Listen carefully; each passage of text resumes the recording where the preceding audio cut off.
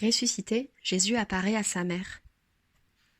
Il faisait nuit encore lorsque je vis l'âme du Christ apparaître dans le ciel comme une gloire resplendissante entre deux anges. Une multitude de figures lumineuses l'environnaient.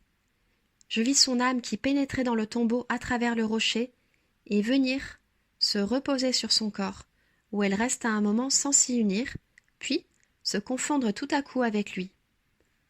La terre trembla encore. La secousse fut telle que les lanternes, attachées à de hautes perches à l'entrée de la grotte, s'agitèrent violemment, et des flammes jaillirent de tous côtés.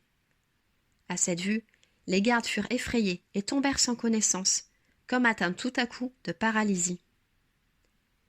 Il était à peu près 1 heure dans la nuit, lorsque la Sainte Vierge, poussée par l'amour et par le désir irrésistible de se rendre au rendez-vous fixé par son Fils, annonça à ses compagnes qu'elle ne les accompagnerait pas au tombeau, leur disant de ne pas s'inquiéter à son sujet. Leur ayant dit cela, elle se leva en effet, remit son voile et son manteau. Elle se dirigea vers la porte pour sortir, mais les autres femmes, habituées au respect envers elle, ne lui posèrent aucune question et ne lui demandèrent pas où elle allait. J'étais profondément étonnée et me demandais avec inquiétude comment on pouvait laisser cette pauvre mère si épuisée et encore si affligée sortir seule dans la nuit, au milieu de tant de dangers, sans même lui proposer de l'accompagner, ce que du reste elle n'aurait pas voulu accepter. Elle sortit donc sans rien dire et sans bruit du cénacle. Elle traversa la rue, plongée dans la tristesse, et alla ainsi jusqu'au tribunal de Caïphe, poussée par un irrésistible attrait intérieur.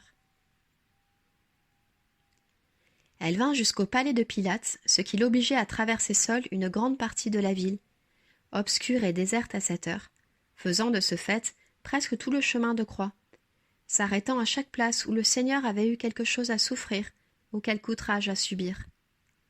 Sans cesse elle se prosternait à terre, car toutes les places où elle retrouvait les traces du sang de Jésus lui apparaissaient lumineuses. Elle alla ainsi jusqu'au calvaire et s'arrêta tout à coup à l'endroit indiqué par son Fils, endroit qu'elle baisa avec respect, car c'était à cette même place que Jésus était tombé sous sa croix pour la 5e fois. C'est à ce moment, comme elle se relevait, que Jésus lui apparut dans son corps ressuscité, escorté des 2 anges. Les anges s'inclinèrent profondément devant la mère du Seigneur. Jésus adressa à sa mère quelques paroles pour lui dire quand elle le reverrait et où elle le reverrait.